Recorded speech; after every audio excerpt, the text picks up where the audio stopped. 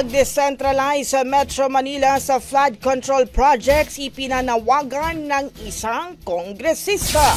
Brigada Haji Caaminio, ibrigada mo! Brigada Live Report! Naniniwala si Valenzuela City Representative Eric Martinez na napapanahon ng palawakin ng gobyerno ang disaster management projects nito sa labas ng Metro Manila. Ito'y upang masiguro ang whole-of-government approach sa disaster mitigation. Ayon kay Martinez, kailangan nang i-decentralize ang Metro Manila upang matugunan ang global warming, lalo't masyado na itong saturated.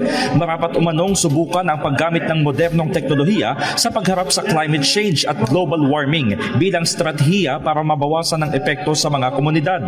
Dapat anyang tingnan ang mga lalawigan ng Bulacan, Bataan, Pampanga, Cavite, Laguna, Batangas at Rizal dahil walang flood control program ang may sasakatuparan kung hindi ito ilalabas mula sa Kalakhang, Maynila.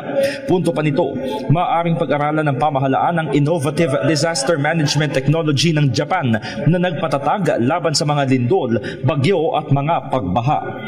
In the heart of changing lives, ito si Brigada Haji Caaminio ng 105.1 Brigada News FM Manila, the Music and News Authority.